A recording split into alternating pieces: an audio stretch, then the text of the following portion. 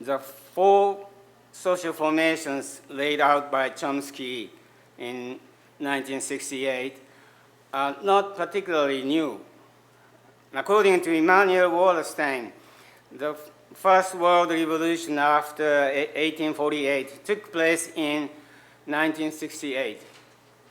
From this perspective, we realize that what we find in 1968 can also be found in the European Revolution of 1848.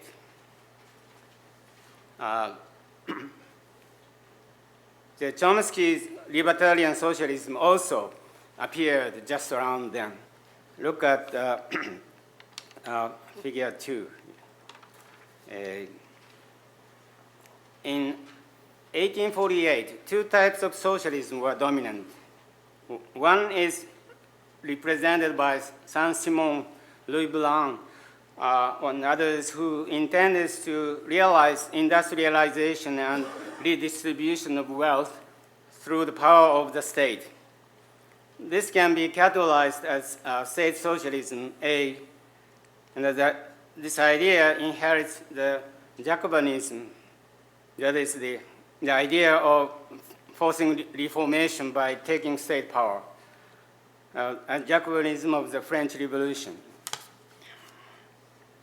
Meanwhile, Proudhon was the first socialist who negated Jacobinism.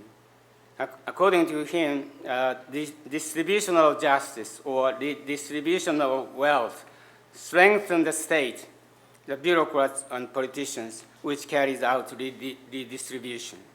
In short, revolution through state power simply ends up reinforcing the state in other ways. So Proudhon thought that socialism must supersede the state.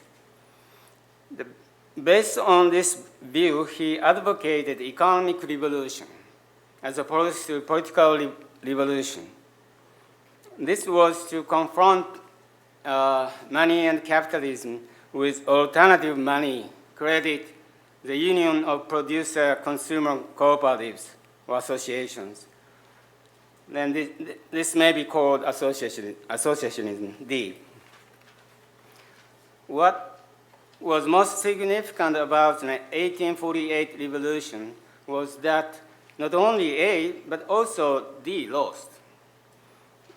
Their loss brought about the state capitalism B, which allows as a counter-revolution in the face of a state socialism A and libertarian socialism D.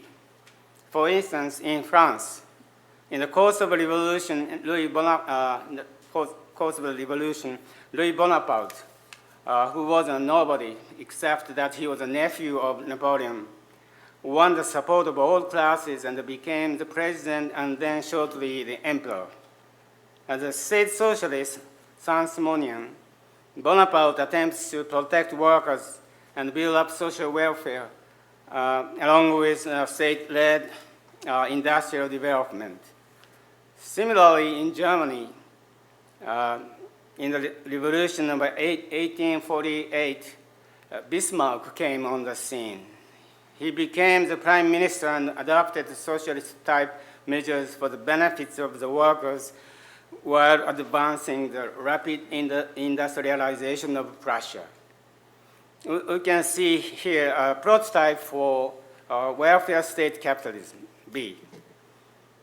What such state capitalism aimed at was not only to respond to workers' movement and socialist movement, but more importantly, to achieve rapid industrialization in order to compete with Britain, which back then was overwhelming the world economically and militarily. Liberalism C can be adopted only by countries like Britain that enjoy overpowering economic hegemony, whereas other countries can only counter this force through protectionism. However, we should not overlook the fact that in liberalist Britain as well, the protection of trade unions and welfare policy advanced after 1848. Also, it was in Britain that social democracy movements such as Fabian Society first appeared. In short, what the 1848 revolution spread all over Europe was welfare state capitalism B. This means that 1848 revolution resulted in a consolidation of the Trinity of capital nation state. In 1990, which is 22 years after 1968, was a historical turning point. In precisely the same manner, 1870, which was 22 years after 1848, was a historical turning point as well. In this year, a war broke out between France and Prussia.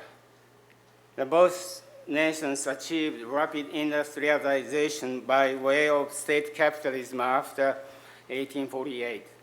What is important is that both Prussia and France came to threaten British hegemony, along with the United States, which was consolidated as a modern state through the Civil War, 1861 to 65.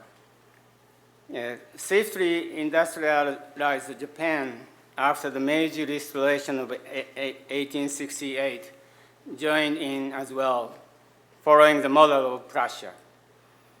So it may be said that the imperialist period began in 1870.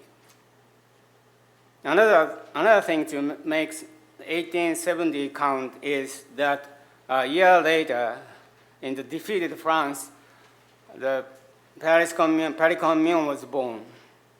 This was, in a way, a sequel to the 1848 revolution. It was the last shaft of light of libertarian socialism.